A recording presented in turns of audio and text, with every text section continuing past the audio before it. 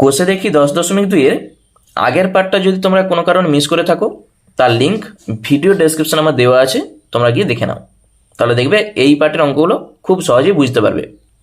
চলো আজকে আমরা 8-এর দাগ থেকে অঙ্কগুলো শুরু করছি। তাহলে কি বলেছে একটু ভালো করে পড়তে হবে। একটি সংস্থা জাহাজ থেকে 10 দিনে জাহাজের মাল নামানোর বরাত পেয়েছে। সংস্থাটি তার জন্য 280 জন লোক নিয়োগ করেছে। 3 দিন পরে দেখা গেল কাজটির 1/4 অংশ সম্পূর্ণ হয়েছে, মানে 4 ভাগের 1 ভাগ সম্পূর্ণ হয়েছে। আর কতজন লোক নিয়োগ করলে কাজটি সময় মতো শেষ হবে তা ত্রৈরাসিক পদ্ধতিতে হিসাব করি।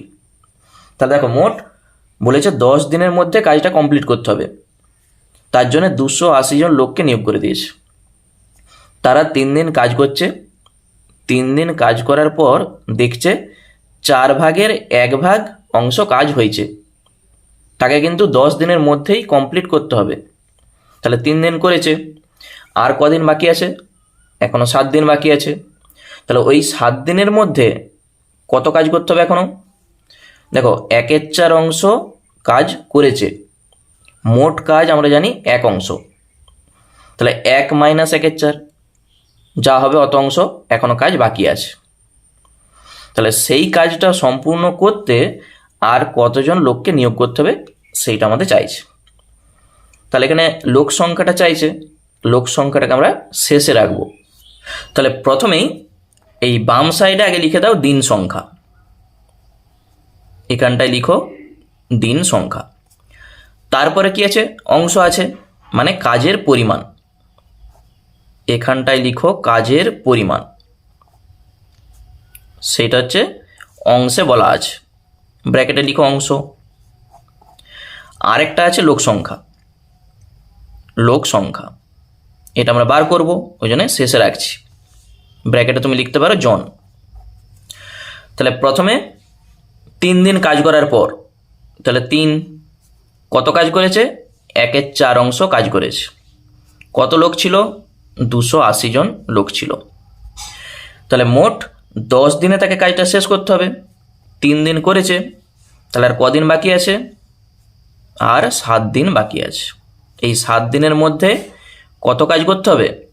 মোট কাজ ছিল 1 অংশ, সেখান থেকে 1/4 করে ফেলেছে, ওই জন্য 1 - 1/4 কত হচ্ছে দেখো, সাইডে তুমি এভাবে লসাও করে নাও। নিচে হবে 4, তাহলে 4-এর সঙ্গে 1 গুণ করো, 4 - 4 - 1, মানে 3/4 অংশ এখনও বাকি আছে। তাহলে এই 3/4 অংশ কাজ করতে হলে আর কতজন লোককে লাগাতে হবে? ঠিক আছে, প্রথমে আমরা কি করব, যেটা বার করতে হবে তার সঙ্গে বাকি দুটা তুলনা করতে হবে। তাহলে দিন সংখ্যার সঙ্গে একবার লোক সংখ্যার তুলনা করব, আবার কাজের পরিমাণের সঙ্গে একবার লোক সংখ্যার তুলনা করব। ঠিক আছে, তাহলে জন আর দিন এটা সবসময় ব্যস্ত সম্পর্কই হয়, আমরা প্রথম থেকে বলে আসছি। দিন সংখ্যা বাড়লে লোক সংখ্যা কমবে, আবার দিন সংখ্যা কমলে লোক সংখ্যা বাড়বে। একটা উদাহরণ দিই, ধরো একটা পুকুর তোমাকে কাটতে বলেছে। তুমি এখানে যত বেশি জন লোককে লাগাবে তত তাড়াতাড়ি পুকুরটা কাটা হয়ে যাবে। তুমি যদি 2 জন লোককে লাগাও তাহলে পুকুর কাটতে কিন্তু অনেক দিন টাইম লাগবে। যদি 50 জন লোককে লাগাও তাহলে খুব কম টাইমে, মানে কম দিনে পুকুরটা কাটা হয়ে যাবে। তাহলে কি বুঝলে? লোক সংখ্যা যত বেশি হবে দিন কম লাগবে, লোক সংখ্যা কম মানে দিন বেশি লাগবে। তাহলে একটি কম একটি বেশি, ওই জন্য এটি কী সম্পর্ক? ব্যস্ত সম্পর্ক। তাহলে এখানটাই তোমাকে লিখতে হবে যে দিন সংখ্যা ও লোক সংখ্যা মধ্যে সম্পর্ক ব্যস্ত, বা লোক সংখ্যা ও দিন সংখ্যার মধ্যে সম্পর্কটা ব্যস্ত, এবং কাজের পরিমাণের সঙ্গে লোক সংখ্যার কী সম্পর্ক? দেখো, কাজের পরিমাণ যত বাড়বে তত তোমাকে বেশি লোক লাগাতে হবে। কাজের পরিমাণ যদি কম হয় তাহলে কম লোক লাগালেই হবে। একটা পুকুরের জায়গায় তোমাকে যদি বলে 2টা পুকুর কাটতে হবে, তাহলে অনেক বেশি লোককে লাগাতে হবে তোমাকে। আর যদি বলে একটা ছোট এরকম খাল কাটতে হবে, তাহলে 2-1 জন লোককে লাগালেই হবে। মানে কাজ যত বেশি হবে লোক সংখ্যা বেশি লাগবে, কাজের পরিমাণটা যত কম হবে লোক সংখ্যা তত কম লাগবে। তাহলে এই জন্যে এটা কি সম্পর্ক? সরল সম্পর্ক, দুটাই কম হচ্ছে নাহলে দুটাই বেশি হচ্ছে। তাহলে লিখে দাও, কাজের পরিমাণ ও লোক সংখ্যার মধ্যে সম্পর্ক সরল। তাহলে একটা হয়েছে ব্যস্ত আর একটা হচ্ছে সরল। তাহলে আমরা কি বার করব? অতএব মোট লোক সংখ্যা কত? মোট লোক সংখ্যা সমান, নিয়মটা কি ছিল? যে একা থাকবে, এখানে দেখো 280-র নিচে কেউ নাই, তাহলে 280 একা আছে, ওই জন্য এখানে 280 আগে বসিয়ে দাও, গুণিত এইটার সঙ্গে এটা কি সম্পর্ক ছিল? ব্যস্ত সম্পর্ক, জন আর দিন।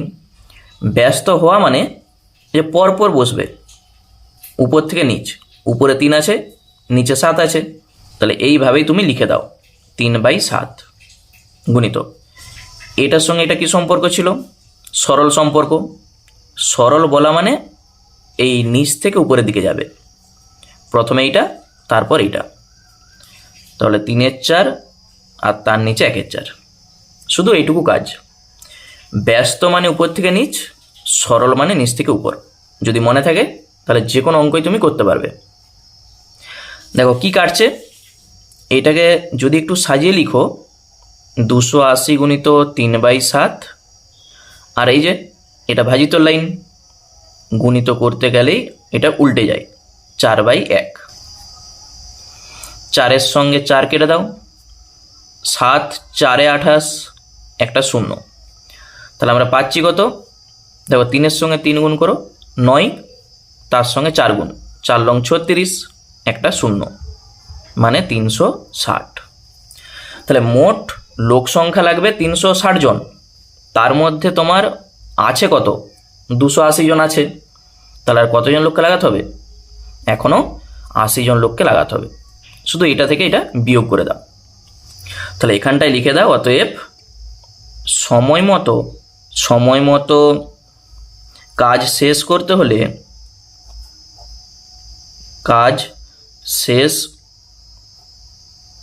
হলে আরও 360 থেকে 280 বাদ দিয়ে দাও, কত হচ্ছে? 80 জন লোক নিয়োগ করতে হবে।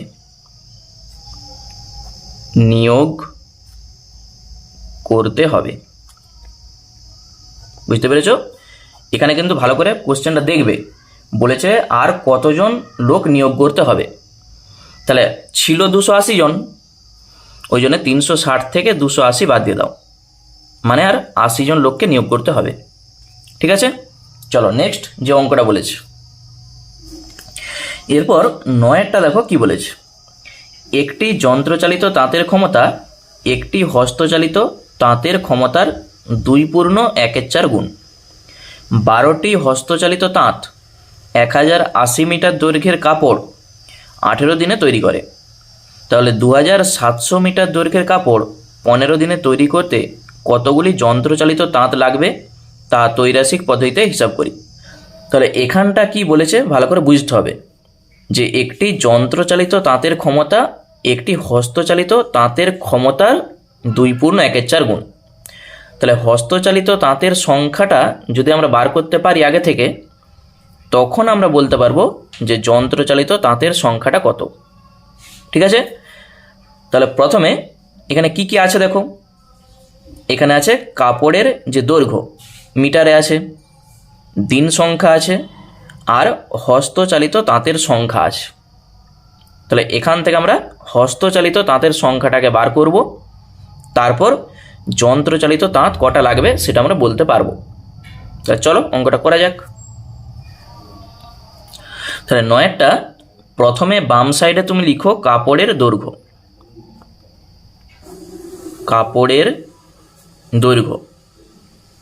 যেটা মিটারে আছে দেখো, তাহলে এখানে লিখো মিটার। আচ্ছা, তারপরে আমরা লিখব দিন সংখ্যা বা সময় লিখে দিন লিখতে পারো। আরেকটা আমরা লিখব হস্তচালিত তাঁতের সংখ্যা, হস্তচালিত তাঁতের সংখ্যা। ঠিক আছে, তাহলে প্রথমে দেখো বলেছে 12টি হস্তচালিত তাঁত, তাহলে এখানটায় লিখে দাও 12। দিন সংখ্যা কত? 18 দিনে 1080 মিটার যে দৈর্ঘ্য সেই কাপড়টা বুনছে। তাহলে 1080 মিটার দৈর্ঘ্যের কাপড় 18 দিনে 12টি হস্তচালিত তাঁত বুনতে পারছে। তাহলে এখানে 2700 আছে, এত মিটার 15 দিনে কটি হস্তচালিত তাঁত বুনতে পারবে সেটা আমরা বার করছি। এইটার সঙ্গে একবার এটা তুলনা করব, এটার সঙ্গে এইটা একবার তুলনা করব, কি সম্পর্ক। তাহলে প্রথমে আমরা তুলনা করছি কাপড়ের দৈর্ঘ্যের সঙ্গে হস্তচালিত তাঁতের সংখ্যার। হস্তচালিত তাঁত মানে কি? যে সমস্ত তাঁত হাত দিয়ে চালানো হয়। দেখো, কাপড়ের দৈর্ঘ্য যত বেশি হবে তত কিন্তু তাঁতের সংখ্যাটাও বেশি হবে, আর কাপড়ের দৈর্ঘ্য যদি কম হয় কম তাঁত লাগবে। বুঝতে পেরেছো? যদি তোমাকে বলা হয় যে 500টা বা 1000টা কাপড় তোমাকে তৈরি করতে হবে, তাহলে অনেক কিন্তু তাঁত লাগবে। আর যদি বলা হয় একটা কাপড় তৈরি করতে হবে, তাহলে কম তাঁত লাগলেই হবে। ঠিক আছে, তাহলে কাপড়ের যে দৈর্ঘ্য সেইটা যদি বেশি হয় তাঁতের সংখ্যা বেশি লাগবে, যদি কম হয় তাঁতের সংখ্যাও কম লাগবে। এটি কি সম্পর্ক? সরল সম্পর্ক। তাহলে আমরা লিখে দিচ্ছি কাপড়ের দৈর্ঘ্য ও হস্তচালিত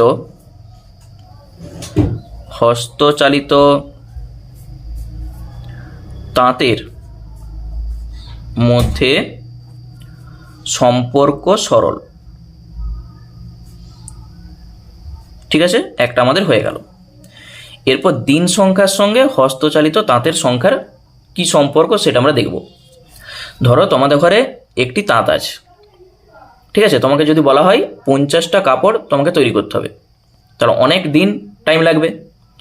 যদি একটার জায়গায় 10টা তাঁত থাকে তাহলে খুব তাড়াতাড়ি, মানে কম দিনে তুমি ওই 50টা কাপড় তৈরি করতে পারবে। তাহলে তাঁতের সংখ্যা বাড়ালে দিন সংখ্যা কমে যাবে, তাঁতের সংখ্যা যদি কম হয় তাহলে দিন সংখ্যা কিন্তু অনেক বেশি লাগবে। ওই জন্য এই দুটির মধ্যে কি সম্পর্ক? ব্যস্ত সম্পর্ক। তাহলে লিখে দাও দিন সংখ্যা ও হস্তচালিত, বা শুধু তাঁত লিখতে পারো, হস্তচালিত তাঁতের সংখ্যার মধ্যে ব্যস্ত সম্পর্ক বা সম্পর্ক ব্যস্ত। ঠিক আছে, আমাদের লেখা কমপ্লিট। এরপর অতএব মোট হস্তচালিত তাঁত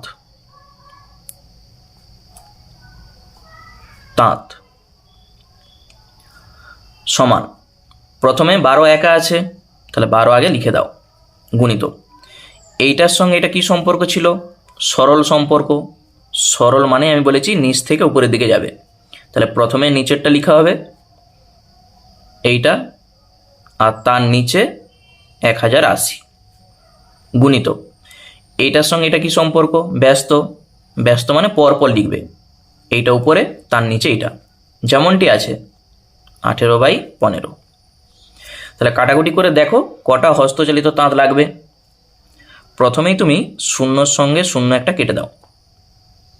ঠিক আছে, আচ্ছা, এইটার সঙ্গে এইটা কাটতে পারো, অথবা এইটা 3 5 15, 3 6 18, 5 দিয়ে 270কে কিন্তু একবারে কেটে যাবে।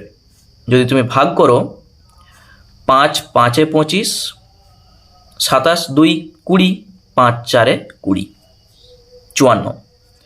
54 সঙ্গে 2 গুণ করো 108, তাহলে এটা কেটে দিয়ে 2 লিখে দাও। আবার 2 তিনে 6, 12 সঙ্গে 3 গুণ করো, 3 12 36। তাহলে মোট হস্তচালিত তাঁত লাগবে কটা? 36টি। আমাদের দরকার যন্ত্রচালিত তাঁত মোট কটা লাগবে। তাহলে কি করে বার করব? ওই যে প্রথম লাইনটা লেখা আছে, একটি যন্ত্রচালিত তাঁতের ক্ষমতা একটি হস্তচালিত তাঁতের ক্ষমতার 2/1/4 গুণ। তাহলে এই যে 2/1/4 সমান কত? 4 দুগুণে 8 আর 1 9/4। তাহলে এই 9/4টি হস্তচালিত তাঁতের কাজ সমানই একটি যন্ত্রচালিত তাঁতের কাজ। দেখো ভালো করে বুঝবে, বলেছে একটি যন্ত্রচালিত তাঁতের ক্ষমতা একটি হস্তচালিত তাঁতের ক্ষমতার 9/4 গুণ। তাহলে আমরা ঘুরিয়ে লিখছি, 9/4টি হস্তচালিত তাঁতের কাজ সমান একটি যন্ত্রচালিত তাঁতের কাজ। তা লিখে দাও, 9/4টি হস্তচালিত তাঁতের কাজ সমান একটি যন্ত্র চালিত তাঁতের কাজ।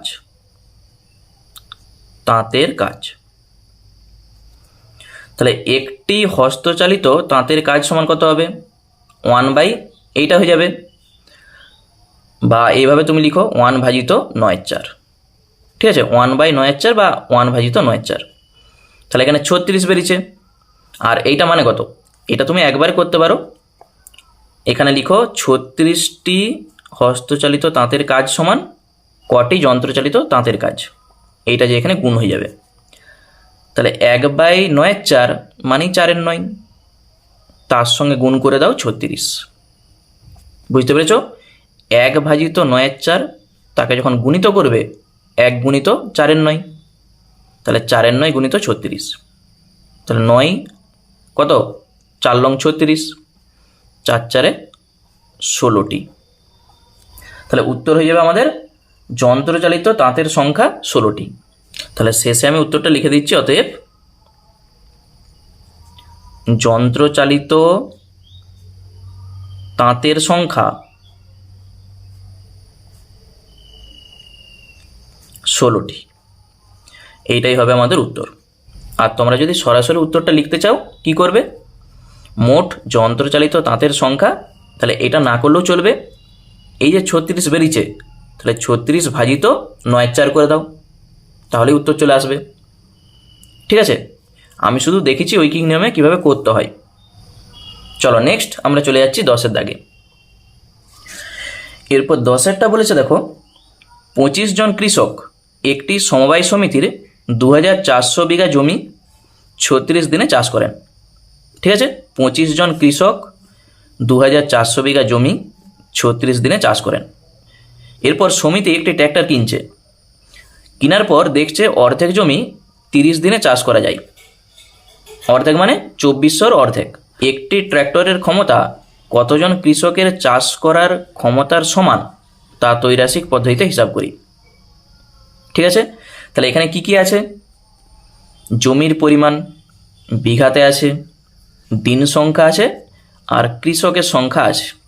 তাহলে আমরা কৃষকের সংখ্যাটা বার করব, তখনই বুঝতে পারবো যে একটি ট্র্যাক্টরের ক্ষমতা কতজন কৃষকের চাষ করার ক্ষমতার সঙ্গে সমান।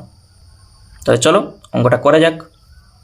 তাহলে প্রথমে এখানে লিখে দাও জমির পরিমাণ। জমির পরিমাণ বিঘাতে আছে, তাহলে এখানে লিখো বিঘা। তারপর আমরা কি লিখব? দিন সংখ্যা। আর শেষে লিখব কৃষকের সংখ্যা। কৃষকের সংখ্যা। ঠিক আছে, জমির পরিমাণ কত? মোট 2400 বিঘা, 2400 বিঘা। দিন সংখ্যা 36, আর কৃষকের সংখ্যা আছে 25।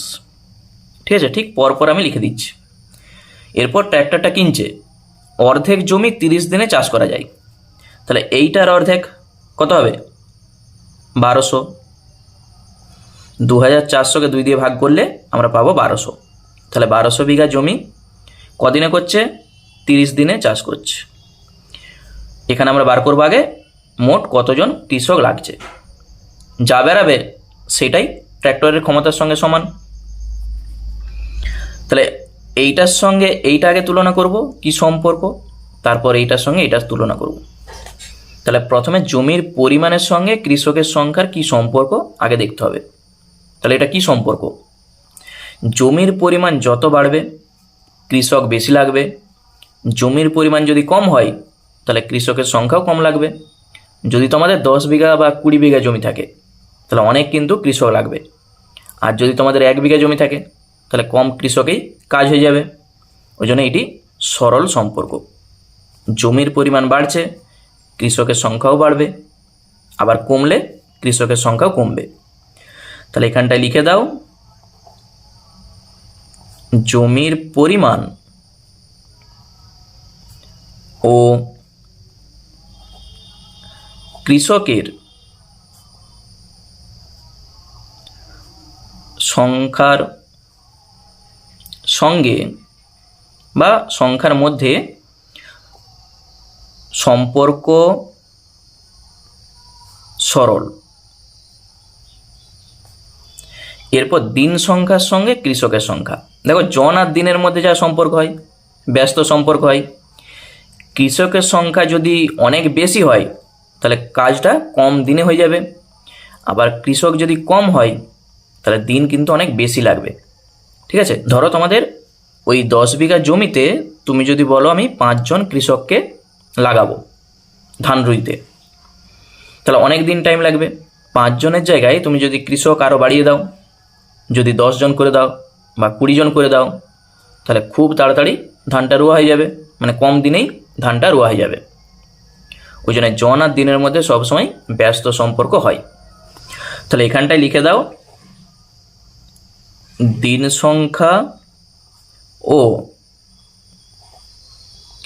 কৃষকের সংখ্যার মধ্যে সম্পর্ক কি হবে, ব্যস্ত। তাহলে দুটা তুলনা আমরা করে দিয়েছি। অতএব মোট কৃষকের সংখ্যা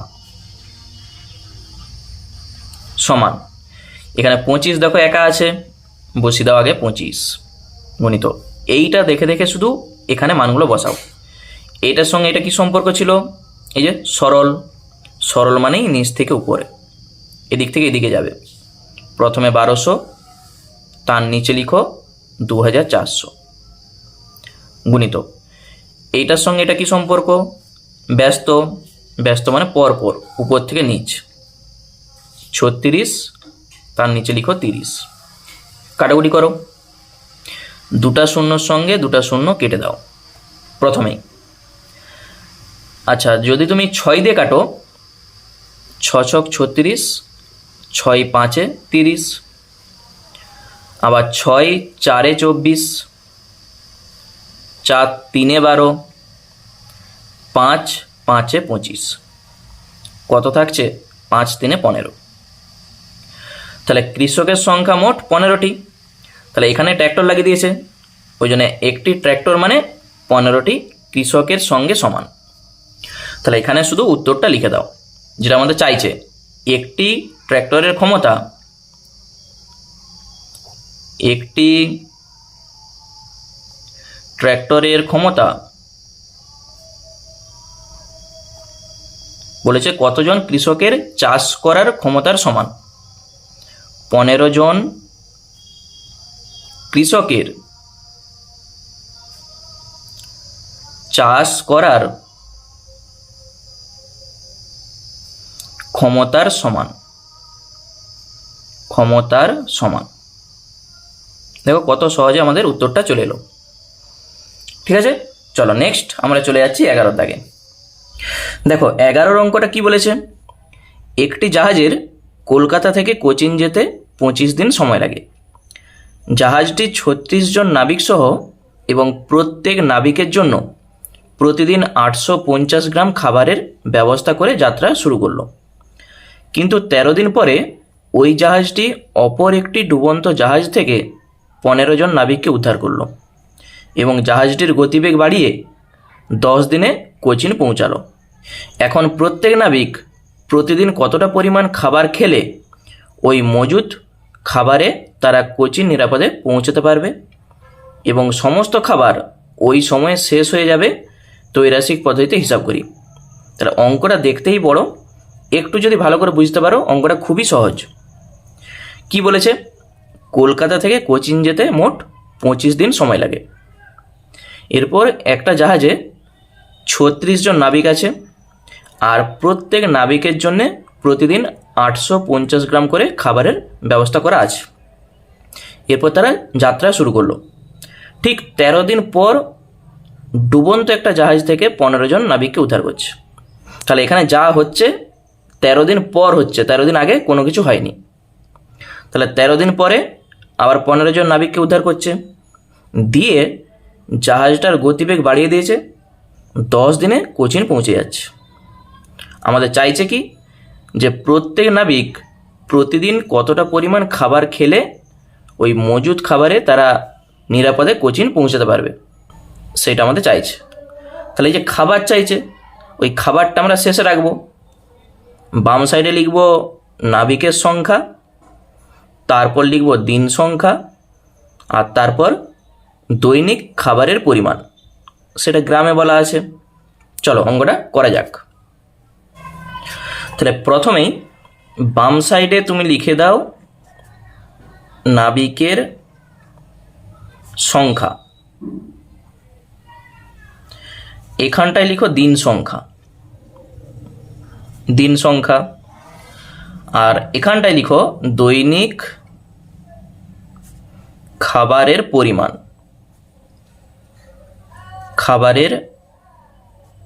পরিমাণ দিয়ে ব্র্যাকেটে লিখে দাও গ্রাম। ঠিক আছে? এরপর কি কি আছে পরপর লিখে যাও। নাবিকের সংখ্যা ছিল প্রথমে 36, লিখে দাও। দিন সংখ্যা মোট বলে দেওয়া আছে 25 দিন সময় লাগে, তাহলে আগে তুমি 25 লিখো, তারপর বলছি কি করতে হবে। আচ্ছা, প্রতিদিন 850 গ্রাম করে খাবার ছিল, মানে প্রত্যেকের জন্যে, এইটা আমাদের বলা আছে। তাহলে যা ঘটনা ঘটছে সব 13 দিন পর ঘটছে। ঠিক আছে? 13 দিন পর ডুবন্ত জাহাজ থেকে 15 জনকে উদ্ধার করছে। তাহলে এখানে কি করতে হবে দেখো, আমি একটা যদি উদাহরণ দিই, ধরো তোমাদের এখানে বইয়ের মেলা বসছে, মেলাটা হবে 5 দিন, একবারে ফিক্সড 5 দিন হবে, তারপর উঠে যাবে। এরপর তুমি ঠিক করেছো 5 দিনের প্রত্যেক দিনই তুমি মেলাতে যাবে, বইয়ের মেলা। কিন্তু এমন বৃষ্টি শুরু হয়ে গেছে, মানে টানা 2 দিন ধরে বৃষ্টি, তুমি ঘর থেকে বেরোতে পারো নি, 2 দিন পর বৃষ্টি থামছে, তাহলে তুমি মেলাটার কতদিন যেতে পারবে? 2 দিন কিন্তু তুমি ঘরেই বসে আছো, বৃষ্টির জন্য বেরোতে পারো নি, তাহলে নিশ্চয়ই আর 3 দিন তুমি ওই বইয়ের মেলা যেতে পারবে, মানে 2টা দিন তোমার লস। সেই রকম এখানে দেখো 13 দিন পর ঘটনাটা ঘটছে, মানে ওই 13 দিন কোনো কিছু হয়নি। তাহলে প্রথমেই তোমাকে এই 13 দিন এখান থেকে বাদ দিয়ে দিতে হবে। 25 থেকে 13 বাদ দাও, আর 12 দিন আছে। ভালো করে বুঝবে, মোট 25 দিন সময় লাগছে, কিন্তু প্রথম 13 দিন কোনো কিছু হয়নি। যেমন তুমি প্রথম 2 দিন বসছিলে ঘরে, কোনো কিছু করতে পারোনি, ওই জন্যে 5 থেকে 2 বাদ দিয়েছিলে, 3 দিন বইমেলা যাবে। ঠিক সেই রকম টোটাল 25 দিন, সেখান থেকে 13 দিন বাদ দিয়ে দাও, তাহলে থাকছে আর 12 দিন। ঠিক আছে? এরপর কি বলছে? ডুবন্ত জাহাজ থেকে আরও 15 জন নাবিককে উদ্ধার করছে। তাহলে ধরো এইটি হচ্ছে জাহাজ, কলকাতা থেকে কোচিন যাচ্ছে এপাশে, এখানে মোট 36 জন আছে নাবিক। 13 দিন পর দেখছে একটা ডুবন্ত জাহাজ, এখানে 15 জন ধরো নাবিক আছে, তাহলে প্রত্যেক নাবিককে সে এখানে তুলবে, তাহলে এই 15 জনকে উদ্ধার করবে, দিয়ে এখানে আনবে। তাহলে এখান থেকে এখানে চলে এলো 15 জন, 36, তার সঙ্গে আরও 15 যোগ করে দাও, 36 আর 15 কত? 51 জন। তাহলে এই জাহাজটাই এখন কতজন হবে? 51 জন। তাহলে এখানে 36 আর তার সঙ্গে 15 যোগ করে দাও, মোট এখন নাবিকের সংখ্যা 51 জন। এরপর জাহাজটা কি করছে? স্পিড বাড়াচ্ছে, যে 10 দিনে কোচিন পৌঁছে যাচ্ছে। তাহলে দিন সংখ্যা কত? 10। তাহলে ওই যে খাবারটা আছে এখনো, তাহলে সেই খাবারে বলেছে কতটা পরিমাণ খাবার খেলে প্রতিদিন ওই নিরাপদে তারা কোচিন পৌঁছাতে পারবে।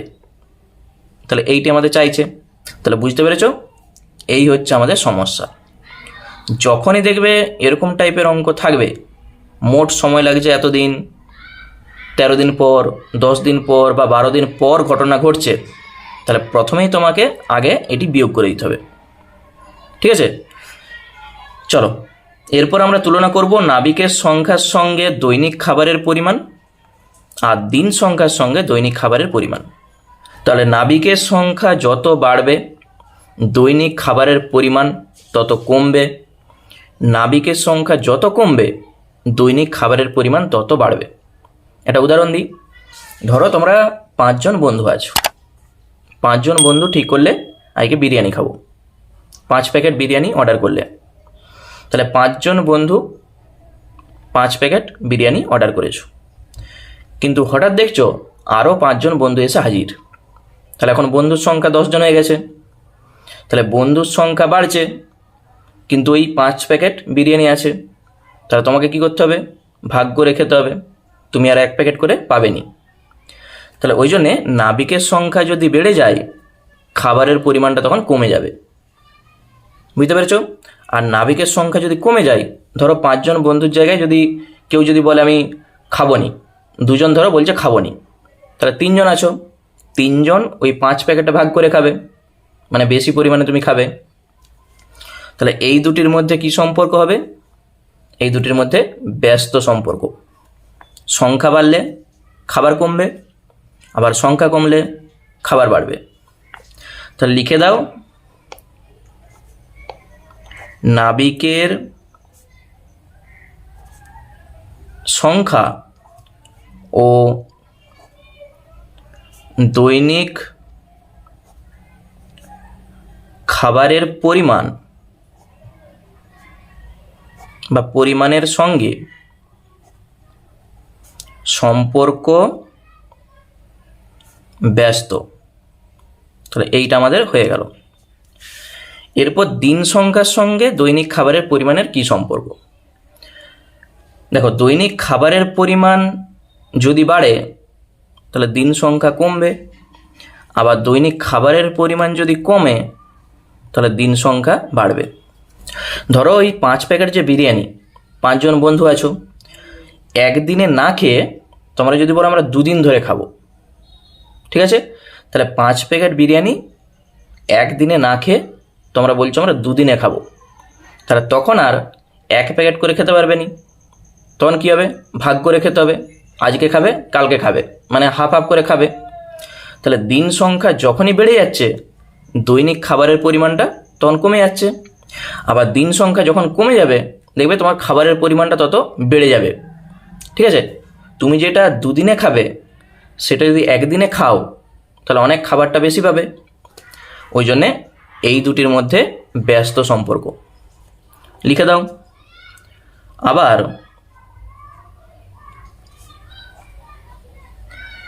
দিন সংখ্যা ও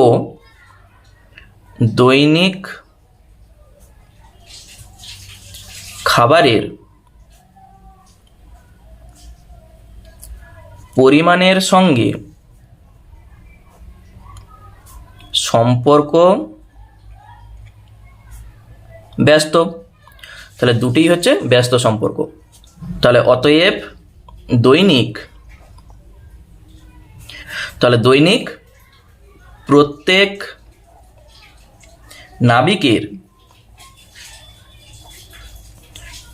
নাবিকের খাদ্য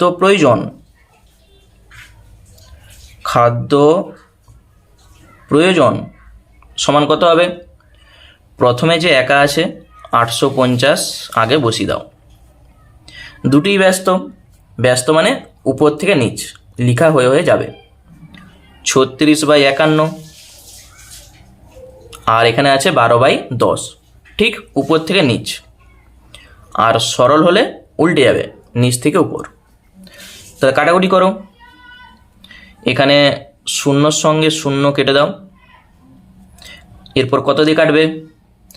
দেখো 17 নামটা যখন আমরা বলবো, 17 3 51, 17 5 85, আর এখানে 3 4 12, 5 4 20, 20 সঙ্গে 36 গুণ করো।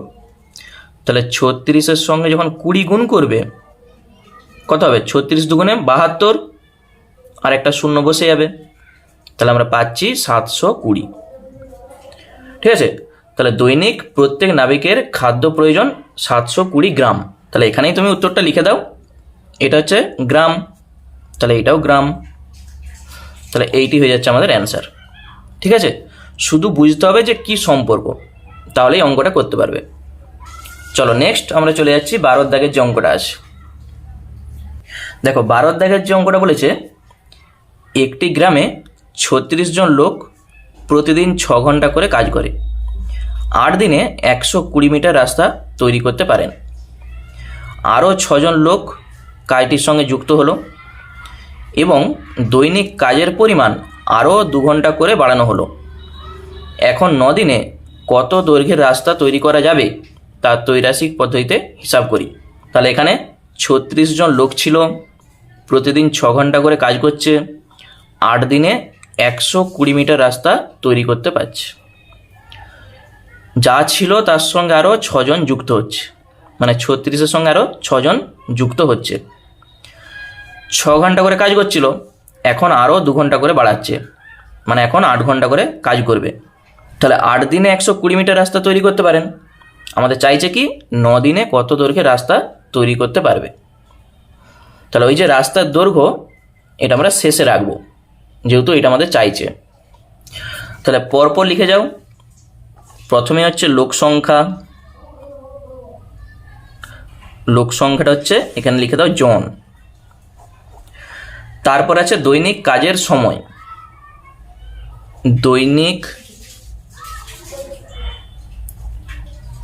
কাজের সময় বলে দেওয়া আছে দেখো ঘন্টাতে, তাহলে ঘন্টা। তারপর এখানে হচ্ছে দিন সংখ্যা, বা সময় লিখে তুমি দিন লিখতে পারো। আর এখানে হচ্ছে রাস্তার দৈর্ঘ্য,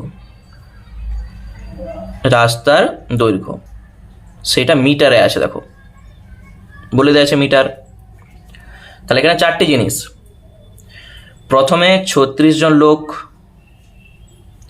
প্রতিদিন 6 ঘন্টা করে কাজ করে 8 দিনে 120 মিটার রাস্তা তৈরি করে। এরপর 6 জন আরও যুক্ত হচ্ছে, তাহলে 36-এর সঙ্গে আরও 6 যোগ করো, এখন হয়ে যাচ্ছে 42 জন। 2 ঘন্টা করে আরও বাড়ানো হচ্ছে, তাহলে 6 + 2, এখন 8 ঘন্টা করে কাজ করবে। 9 দিন কাজ করলে কত দৈর্ঘ্যের রাস্তা তৈরি করতে পারবে। খুবই সহজ, যা আছে শুধু আমি বসিয়ে দিয়েছি। তাহলে এইটার সঙ্গে এটার তুলনা করব, এটার সঙ্গে এইটার, এটার সঙ্গে এইটার। ঠিক আছে, এটার সঙ্গে এই 3টার তুলনা করতে হবে। কি সম্পর্ক? লোক সংখ্যা যত বেশি হবে রাস্তা তত বেশি হবে। তাহলে লোক সংখ্যা বাড়লে রাস্তার কাজও বেশি হবে, মানে রাস্তার দৈর্ঘ্যটা অনেক বাড়বে। বুঝতে পেরেছ? একজন লোক যে পরিমাণ কাজ করবে, যদি সেখানে আমি 10 জন লোক লাগিয়ে দিই, তাহলে রাস্তা কিন্তু অনেক বড় হবে, মানে তাড়াতাড়ি রাস্তার কাজ হবে। তাহলে এই দুটির মধ্যে কি সম্পর্ক? এইটা বাড়লে এটা বাড়বে, লোক সংখ্যা যদি কমে এইটাও কমবে, সরল সম্পর্ক। তাহলে লিখে দাও, লোক সংখ্যা ও রাস্তার দৈর্ঘ্যের সঙ্গে সম্পর্ক সরল, সরল সম্পর্ক। দৈনিক কাজের সময় আর রাস্তার দৈর্ঘ্য, দেখো তুমি যদি টাইম বেশি দাও, মানে ধরো 5 ঘন্টা কাজ করছিলে, এখন কাজ করবে 10 ঘন্টা, তাহলে রাস্তা অনেক বেশি হবে। তাহলে দৈনিক কাজের সময়টা যত বেশি হবে রাস্তা তত বেশি হবে, যদি কম হয় রাস্তা তত কম হবে। ঠিক আছে, তাহলে এই দুটির মধ্যে কি সম্পর্ক? এটাও সরল সম্পর্ক। তাহলে লিখে দাও, দৈনিক কাজের সময় ও রাস্তার দৈর্ঘ্য বা রাস্তার দৈর্ঘ্যের সঙ্গে সম্পর্ক সরল। তাহলে এইটাও হয়ে গেল সরল। এরপর দিন সংখ্যার সঙ্গে রাস্তার দৈর্ঘ্যের কি সম্পর্ক? দেখো, দিন যদি বাড়ে তাহলে রাস্তা অনেক তৈরি হবে। ধরো 5 দিনের জায়গায় যদি 10 দিন কাজ হয় তাহলে রাস্তা অনেক তৈরি হবে। আর যদি দিন সংখ্যা কমে তো রাস্তা বেশি তৈরি হবে না, কম হবে। ওই জন্যে এইটা যত বাড়বে এইটাও বাড়বে, এইটা কমলে এইটাও কমবে। তাহলে এই দুটির মধ্যেই সরল সম্পর্ক। আবার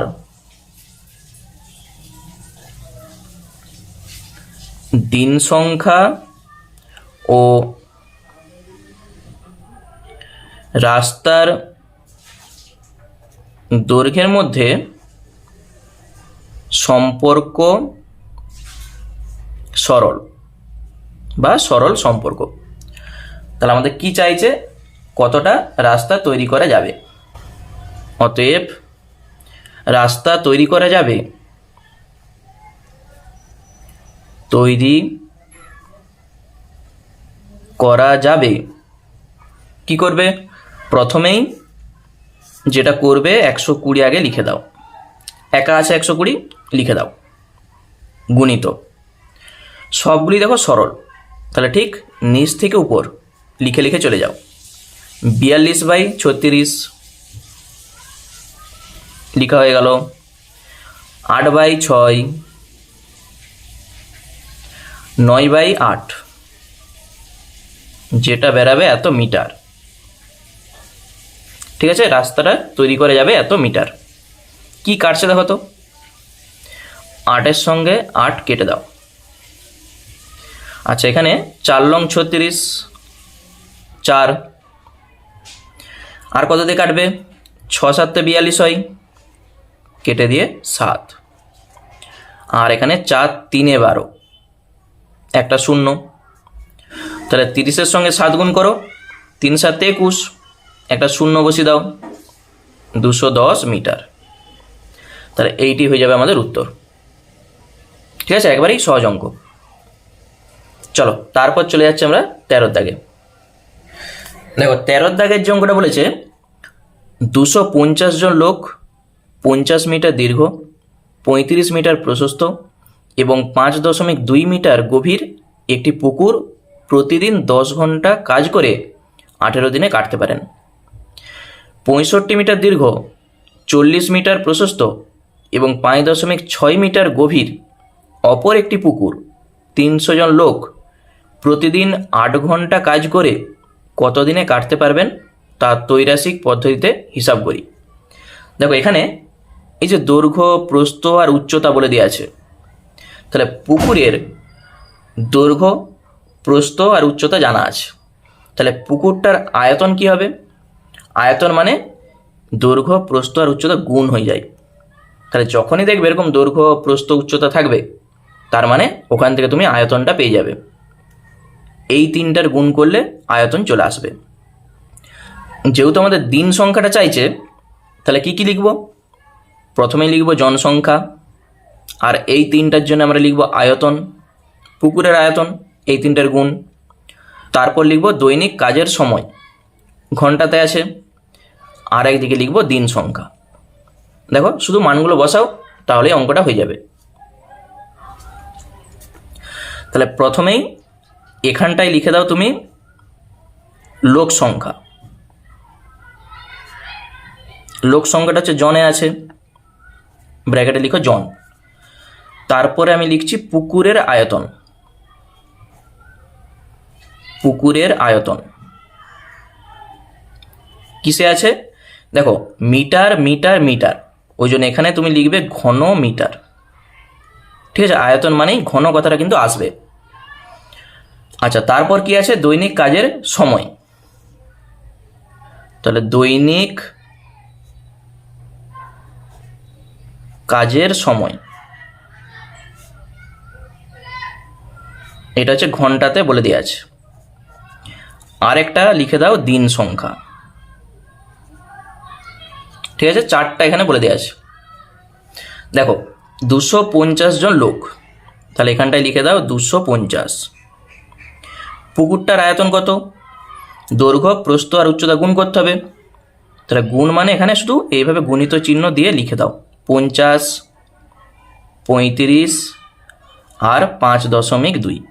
ঠিক যখন আমরা নিচে করব কাটাকুটি হয়ে যাবে, এখানে আর গুণ করে তোমাকে বসাতে হবে না। কত ঘন্টা কাজ করছে, 10 ঘন্টা করে কাজ করছে। কত দিনে পুকুর কাটতে পারেন, 18 দিনে। এরপর 300 জন লোক, তাহলে 300 জন লোক, তখন পুকুরটার আয়তন কত, 65 মিটার দীর্ঘ, 40 মিটার প্রশস্ত আর গভীরতা হচ্ছে 5.6। 3টার গুণ হয়ে গেল। 8 ঘন্টা করে কাজ করছে, তাহলে কত দিনে পুকুরটা কাটতে পারবে। ঠিক আছে, টোটাল জিনিস আমি লিখে দিয়েছি। এরপর আমাদের কাজ হচ্ছে তুলনা করা। এইটা আমরা বার করব, ওই জন্য এইটার সঙ্গে বাকি 3টা তুলনা করতে হবে। জন আর দিনের মধ্যে আমরা জানি সবসময় ব্যস্ত সম্পর্ক হয়। আমি অনেক বলে এসেছি, জনসংখ্যা যত বাড়বে দিন তত কম লাগবে, আবার লোক সংখ্যা যত কম হবে তত দিন বেশি লাগবে। তাহলে একটা পুকুর কাটতে গেলে যত লোককে তুমি লাগাবে, মানে যত বেশি জনকে লাগাবে, পুকুরটা কাটতে অনেক কম দিন লাগবে। আর যদি 2-1 জনকে লাগিয়ে দাও, মানে কম জনকে লাগাও, তাহলে অনেক দিন টাইম লাগবে। ওই জন্য এই দুটির মধ্যে কি সম্পর্ক, ব্যস্ত সম্পর্ক। তাহলে লিখে দাও লোক সংখ্যা ও দিন সংখ্যার সঙ্গে সম্পর্ক ব্যস্ত। তাহলে একটা আমাদের কমপ্লিট হয়ে গেল। পুকুরের আয়তন যত বেশি হবে দিন সংখ্যা তত বেশি লাগবে। পুকুরের আয়তন যদি কম হয় দিন সংখ্যা কম লাগবে। মানে ধরো একটা ছোট পুকুর কাটবে, তাহলে কম দিন লাগবে। যদি ভাবো তুমি একটা বিশাল বড় পুকুর কাটবে, অনেক বড়, তখন অনেক দিন টাইম লাগবে। ঠিক আছে, আয়তন যত বেশি হবে তত দিন বেশি লাগবে। কি সম্পর্ক, সরল সম্পর্ক। তাহলে পুকুরের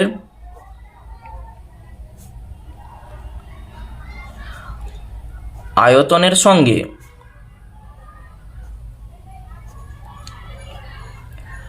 দিন সংখ্যার সম্পর্ক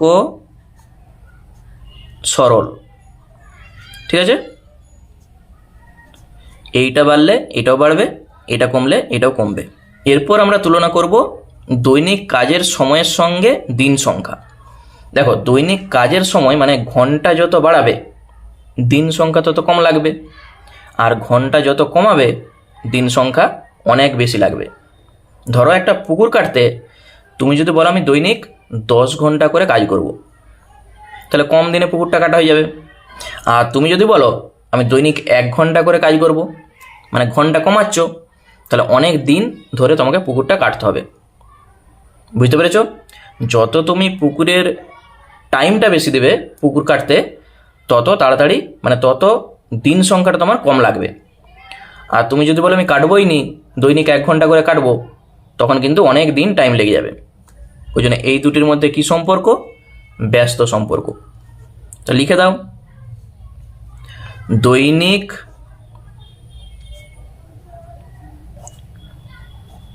কাজের সময় ও দিন সংখ্যার সঙ্গে সম্পর্ক ব্যস্ত। তাহলে কোনটা সরল আর কোনটা ব্যস্ত সেটা আমরা লিখে দিয়েছি। এরপর আমাদের যেটা চাইছে, কি চাইছে, যে কতদিনে ওই পুকুরটা কাটতে পারবে। তাহলে পুকুরটি কাটতে পুকুরটি কাটতে সময় লাগবে প্রথমে 18 একা আছে, বসিয়ে দাও, গুণিত এটার সঙ্গে এটা কি সম্পর্ক ছিল? জন আর দিনের মধ্যে ব্যস্ত, ব্যস্ত মানে উপর থেকে নিচ, 250/300। তারপরেরটা সরল, সরল মানে নিচ থেকে উপর, ঠিক নিচ থেকে উপরের দিকে, প্রথমে এইটা তার নিচে এইটা। তাহলে 65, 40, 5.6 আর তার নিচে 50, 35, 5.2 গুণিত এটার সঙ্গে এটা কি সম্পর্ক? এই যে ব্যস্ত, উপর থেকে নিচ, 10/8। তাহলে সময় লাগবে যা এত দিন, কাটাকুটি করে যা হবে অত দিন সময় লাগবে। এরপর তুমি কাটাকুটিটা ঠিকঠাক করে করো। এখানে দেখো একটার পর দশমিক, এখানেও একটার পর দশমিক, তাহলে এই দশমিকের সঙ্গে এই দশমিক তুমি তুলে দিতে পারো। কিভাবে তুলাটা হচ্ছে? এই দশমিক তুলে এখানে একটা 10 হবে, এই দশমিকটা তুলে এখানে একটা 10 হবে, তাহলে 10 আর 10 কেটে যাচ্ছে, তাহলে ওই জন্যে এখানেই দশমিকটা তুলে দিতেও পারো বা 10 কেটে দিতেও পারো, যেটা খুশি। আচ্ছা, শূন্যর সঙ্গে এখানে একটা শূন্য কেটে দাও, আবার এই শূন্যর সঙ্গে এখানে একটা শূন্য কেটে দাও, এই শূন্যর সঙ্গে এই শূন্য কেটে গেল। 5 13 65 হয়, কেটে দিয়ে 13, 4 13 52, কেটে দাও 4, এই 4-এর সঙ্গে এই 4 কেটে দাও। 8-এর সঙ্গে 56, 8 7-এ 56 হয়, আবার 7 5-এ 35, 25-এর সঙ্গে 5 কেটে দাও, 5, আর এখানে 3 6 18, কেটে দিয়ে 6। তাহলে আছে কি? শুধু 5 আর 6, দেখো আর কিছুই নাই। তাহলে 5 6 30, তাহলে 30 দিন। তাহলে ওই পুকুরটা কাটতে কতদিন টাইম লাগবে? 30 দিন টাইম লাগবে। তাহলে এইটাই আমাদের উত্তর হয়ে গেল। ঠিক আছে, খুবই সহজ অঙ্ক। চলো তারপর 14 দাগের যে অঙ্কগুলো আছে কি বলেছে দেখো। দেখো 14 দাগের যে অঙ্কটা বলেছে, দুটি অঙ্ক আছে। সমস্যাটা এখানে তৈরি করে দিয়েছে, আমাদের এরকম করে একটি গল্প লিখতে হবে, দিয়ে এটার উত্তর আমাদের চাইছে। এখানে আছে ক্ষমতা, অশ্বশক্তি, সময়, ঘন্টা আর বিদ্যুৎ খরচ ইউনিট। এরকম টাইপের অঙ্ক কিন্তু প্রথমেই আমরা করে এসেছি, তাহলে সেইটা দেখে দেখে তুমি লিখতে পারো। অথবা একটা গল্প তোমাকে তৈরি করতে হবে। 5 অশ্ব ক্ষমতা সম্পন্ন একটি মোটর দৈনিক 8 ঘন্টা করে চললে 20 ইউনিট বিদ্যুৎ খরচ হয়। তাহলে 3 অশ্ব ক্ষমতা সম্পন্ন একটি মোটর দৈনিক 10 ঘন্টা করে চললে কত ইউনিট বিদ্যুৎ খরচ হয় হিসাব করে লিখি। ঠিক আছে, এইভাবেও তুমি গল্পটা লিখতে পারো, বা তুমি যেটা সহজ মনে হবে সেভাবে লিখবে। দেখো যেটা আছে আমি আগে লিখে দিয়েছি, এরপর এখানে গল্প, তো যেটা তোমার সহজ মনে হবে তুমি সেভাবে লিখবে। তাহলে 5 অশ্ব ক্ষমতা সম্পন্ন বা অশ্ব শক্তি সম্পন্ন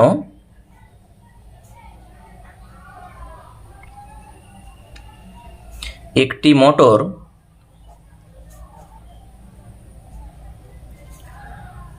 দৈনিক 8 ঘন্টা করে চললে 20 ইউনিট বিদ্যুৎ খরচ হয়। ইউনিট বিদ্যুৎ খরচ হয়। তাহলে 3 অশ্বশক্তি সম্পন্ন, 3 অশ্বশক্তি সম্পন্ন বা অশ্বশক্তি ক্ষমতা সম্পন্ন লিখো, ক্ষমতা সম্পন্ন,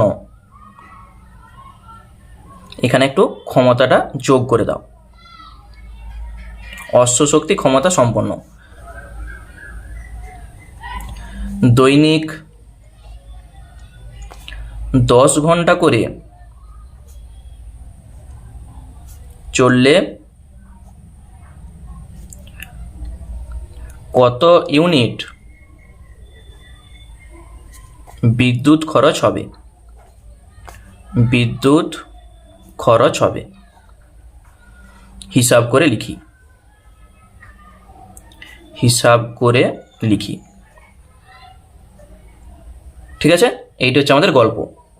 এইটা থেকে এটা আমরা লিখতে পারবো। এরপর এখান থেকে ক্যালকুলেশন করে আমাদের উত্তরটা লিখতে হবে।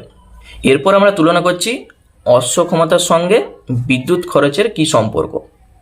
দেখো, অশ্ব ক্ষমতা যার যত বেশি বিদ্যুৎ খরচ তার তত হবে। অশ্ব ক্ষমতা যার কম বিদ্যুৎ খরচও তার কম। আমি একটা উদাহরণ দিই। ধরো তোমাদের বাড়িতে একটি টুলু পাম্প আছে, তাতে তুমি জল তুলছো। তাহলে সেখানে যে পরিমাণ বিদ্যুৎ খরচ হবে, তুমি যদি একটা সাবমার্শাল থেকে জল তুলো, তাহলে সাবমার্শালের অশ্ব ক্ষমতা অনেক বেশি, তাহলে বিদ্যুৎ বেশি পুড়বে। টুলু পাম্পের অশ্ব ক্ষমতা কম, মানে মোটরটার যে ক্ষমতা সেটা কম, ওই জন্য কম বিদ্যুৎ পুড়বে। ঠিক আছে, বা তুমি এভাবে চিন্তা করতে পারো, একটা তোমাদের বাড়িতে ধরো 20 ওয়াটের একটা বাল্ব জ্বলছে, তাতে যে পরিমাণ কারেন্টটা পুড়বে, যদি ওখানে তুমি 100 ওয়াটের একটা বাল্ব বসাও, তাতে কারেন্ট অনেক বেশি পুড়বে। বুঝতে পেরেছো? তাহলে ওই জন্যে এই দুটির মধ্যে কি সম্পর্ক? সরল সম্পর্ক। তাহলে প্রথমে আমি লিখে দিচ্ছি অশ্ব ক্ষমতা ও বিদ্যুৎ খরচের মধ্যে সম্পর্ক সরল। ঠিক আছে, এটার সঙ্গে এটা সরল সম্পর্ক। এরপর সময় বা ঘন্টার সঙ্গে বিদ্যুৎ খরচের কি সম্পর্ক।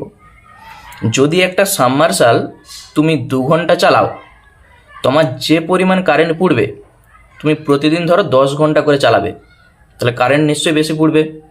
মানে ঘন্টা বাড়ালে বিদ্যুতের পরিমাণ বেশি আসবে, ঘন্টা যদি কমাও বিদ্যুতের খরচ কম আসবে। বুঝতে পেরেছো? তাহলে ওই জন্যে এইটিও সরল সম্পর্ক।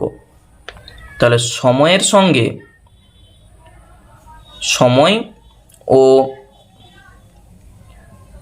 বিদ্যুৎ খরচের মধ্যে সম্পর্ক সরল। তাহলে দুটিই হচ্ছে আমাদের সরল সম্পর্ক। তাহলে এখানে লিখে দাও, অতএব মোট বিদ্যুৎ খরচ সমান কত ইউনিট। দেখো 20 আগে লিখে দাও, দুটি সরল আমরা জানি।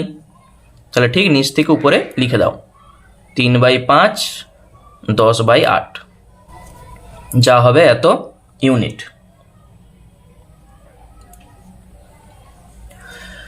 দেখো কি কাটছে, এখানে 5 4 20, 4 2 8 আর 2 5 10, তাহলে 5 3 15 ইউনিট। 15 ইউনিট।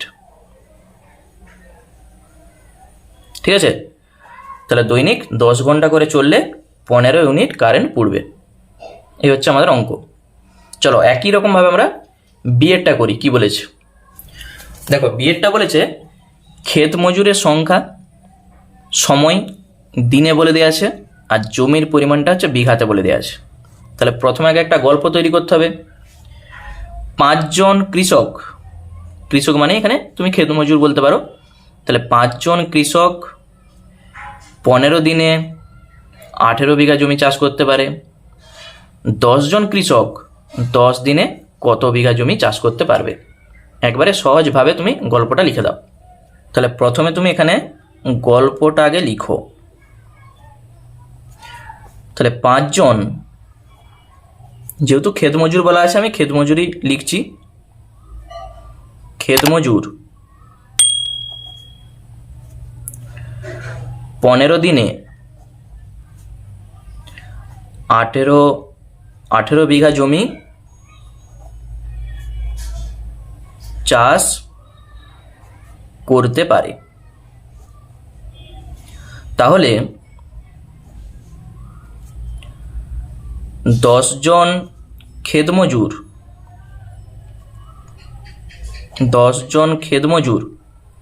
10 দিনে কত বিঘা জমি চাষ করতে পারবেন? কত বিঘা জমি চাষ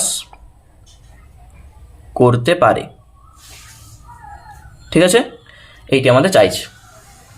তাহলে প্রথমে জনের সঙ্গে একবার বিঘার আমরা তুলনা করব, কি সম্পর্ক, আবার দিনের সঙ্গে বিঘা তুলনা করব।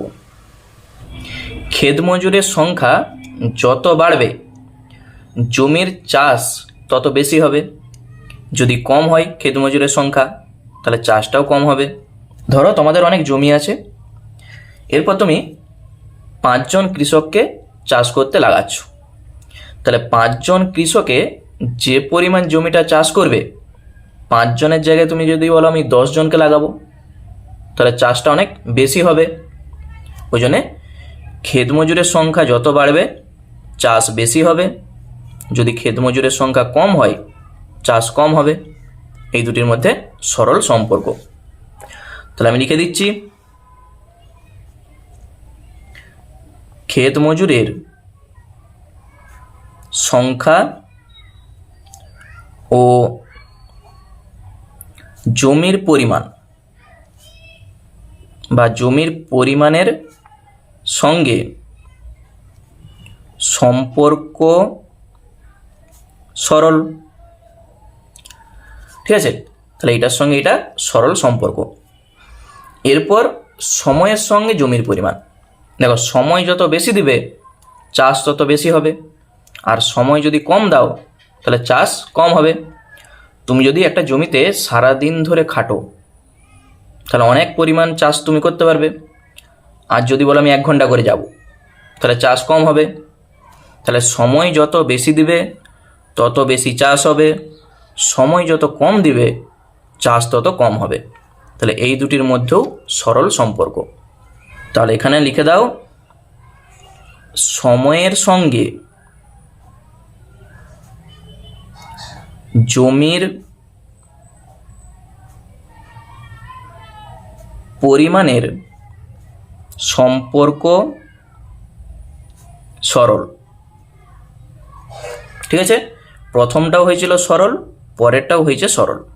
তাহলে অতএব আমাদের কি চাইছে, কত বিঘা জমি চাষ করতে পারে। তাহলে মোট জমি চাষ করতে পারে কত হবে? প্রথমে 18 একা আছে, বসিয়ে দাও। তাহলে দুটি এখানে সরল, ঠিক নিচ থেকে উপরে লিখে দাও। তাহলে 10/5 গুণিত 10/15 যা হবে এত বিঘা। তাহলে কাটাকুটি করে দেখো কত হচ্ছে। প্রথমে 5 2 10, এটার সঙ্গে এটা কাটতে পারো অথবা এটার সঙ্গে এটা। তাহলে 5 2 10, 5 3 15, আবার 3 6 18, কত হচ্ছে? 6 2 12, 12 2 24। তাহলে 24 বিঘা। এইটাই হচ্ছে আমাদের উত্তর হবে। বুঝতে পেরেছো? শুধু সম্পর্কটা তোমাকে দেখতে হবে, কি সম্পর্ক, তাহলে অঙ্কটা খুব সহজেই করতে পারবে। তাহলে আজকের ক্লাসটা এই পর্যন্তই থাক। আমরা পরের ক্লাসে শতকরার যে অঙ্কগুলো আছে সেখান থেকে শুরু করব। ক্লাসটাকেও মিস করোনি, খুবই ভালো একটা ক্লাস হতে চলেছে। আর যারা নতুন দর্শক আছো অবশ্যই চ্যানেলটাকে সাবস্ক্রাইব করে রাখো এরকম ভিডিওগুলো পাওয়ার জন্য। ধন্যবাদ।